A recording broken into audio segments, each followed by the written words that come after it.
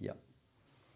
So if we now move to a slightly broader scale of AI in businesses, a question that is raised with AI again is that access to it by larger companies. But at the very same time, there is a hope within the AI community, I would say, that it would lead to a greater degree of equity. Uh, can AI lead to a more global scale type of development in businesses and for companies and organizations throughout the world?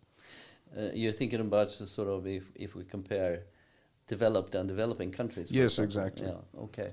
Yeah. I think. Well, that's a huge question, and it's not very much on my table to say something about that.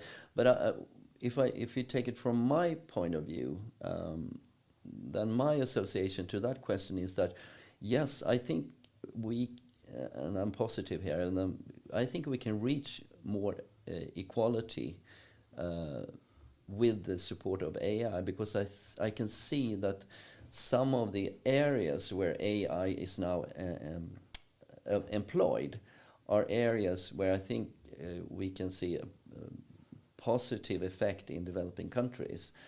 Whether the developing countries going to be able to control the AI, or whether they need support from the developed countries to actually control or be in charge of the AI, I'm not sure how that's going to be handled. But I can see, for example, three interesting application areas of AI which affects the developing countries, and that's agriculture, and it's healthcare, and it's education.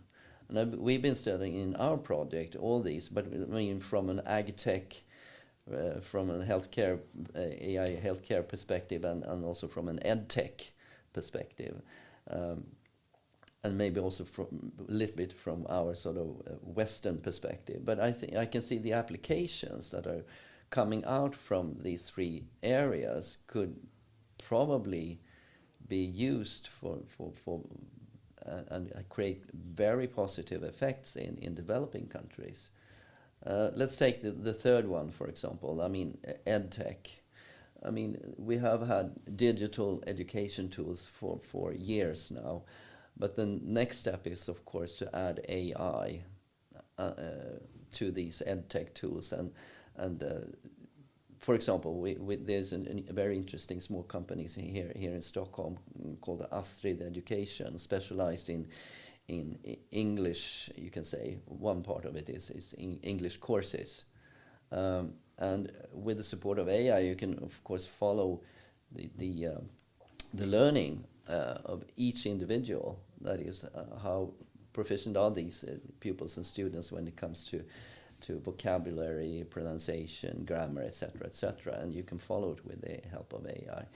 I mean, educating large populations which are not situated in big sort of, let's say, African cities somewhere in Africa, but also living outside of the big cities, because everybody has a mobile phone today almost.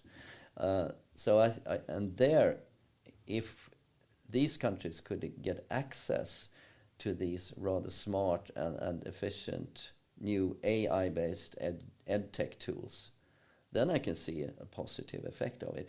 Who is going to control it? That's another question. Can it also be partly in the hands of these countries? And I think that's maybe that's the next question. And I see the same thing happening in ag tech, agricultural technology, where AI is becoming part of these new smart agricultural systems. That is, you know exactly how much water every single plant needs with the support of AI. So you can become much more efficient in your use of pesticides or in the use of water, etc., etc. So I mean, agricultural questions are very much part of the issues that developing countries are dealing with. And here I see, at least in our world that AI is becoming part of these systems. But how can we let these developing countries get access to this? I mean that's the question. Can it be some sort of AI as aid, basically? Do you Maybe think? so, yeah. And the same in healthcare, sort of monitoring people's health. And then, of course, we have the sort of privacy and issues, etc., etc. But still, I mean, there are now tools, for example, in agriculture, in education, and in healthcare, which I think could be incredibly useful for the developing countries and at least in the long run.